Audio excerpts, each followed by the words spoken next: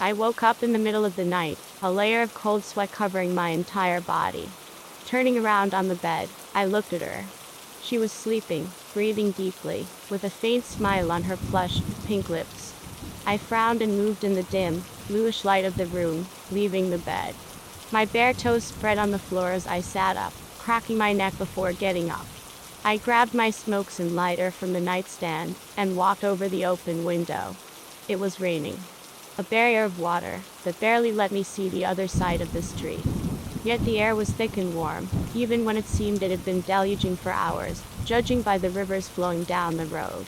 I lit a cigarette and leaned against the railing, taking a long and slow drag, and with a heavy sigh, I released a thick cloud of smoke that slowly went up in the air, mixing with the early morning mist. The sky was gradually gaining color far in the east, the storm clouds turning slightly golden and orange. There is always something very appealing and almost magical to this time of the day. It gives you the feeling that you're the only living person in the world, although I wasn't. I glanced to my right as she moved on the bed, mumbling about getting back to sleep. My gaze lingered on her half-naked form for a moment, but quickly abandoned her, and returned to the street as I continued to enjoy my cigarette and the quiet surrounding me. Although, there was an odd sensation slowly crawling into my mind and my skin. I stared up at the sky. The clouds were so thick and too dark. There was something off about them. It felt like they were pressing their ethereal mass against the earth, capturing the hot air and the city fumes, creating a weird atmosphere that made me uneasy even during the peace of the morning.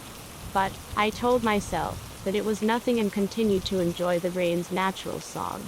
It hadn't been too long when I heard a noise down the street, and I lazily turned in that direction. I couldn't distinguish anything, but it sounded like someone was out there, mumbling in the downpour. At first, I thought it was a person, maybe a homeless guy or someone too drunk to care about the weather, but some other voices soon joined the first. Unable to understand a word, if those were words at all, a feeling of anxiousness took over me. My chest suddenly felt tight as my heartbeat increased. My hands gripped the railing tightly as I held the cigarette between my lips. The sounds continued to grow in number and seemingly becoming louder, as if its source was slowly dragging its way down the street. Maybe it's just a group of foreign people, I thought, a mere excuse my mind gave me to try and calm my nerves, although it didn't work. I continued to look toward the nothingness, only a waterfall in front of my eyes. I leaned forward, ignoring the downpour as it hit my face and exposed torso.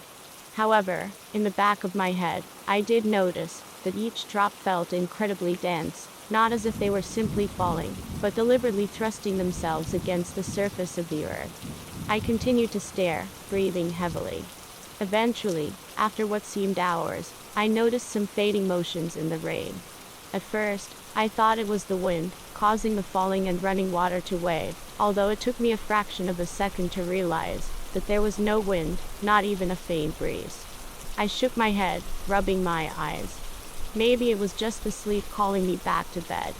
Squinting, I looked again, and the heavy rain barely allowed me to hear my voice as I gasped, dropping my cigarette. I recoiled from the window, and it took me a moment to force myself to pull my jaw up and close my mouth. I held my breath and pushed myself against the railing once more, and this time I had no doubt. Something was moving out there, a dark fog, leisurely rolling closer, moaning and groaning, mumbling, and growling unintelligible sounds.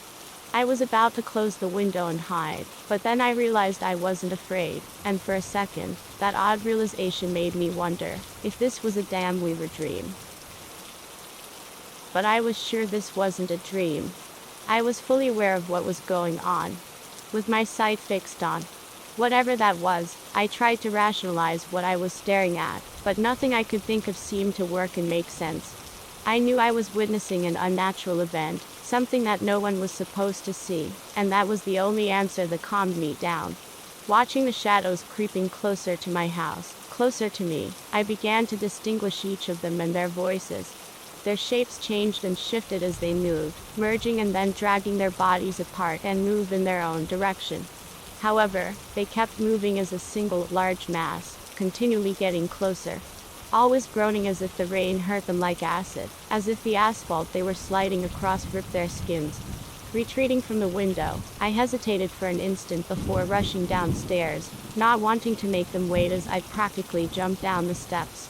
Standing at the door while catching my breath, I was able to hear them scratching the door and its frame. They were asking me to let them in, although their grumbling was now barely audible, as if they perceived there was someone else in the house. And I'm sure now that they knew. I glanced up in the direction my room was. That was why they were here, right? Because of her. I eagerly unlocked the door, pulled it open, and faced them. My eyes almost fell from their sockets as I saw their faceless fronts, the dark holes where eyes should have been, the void they had as mouths. It was bizarre and fascinating at the same time. They passed by me and through me.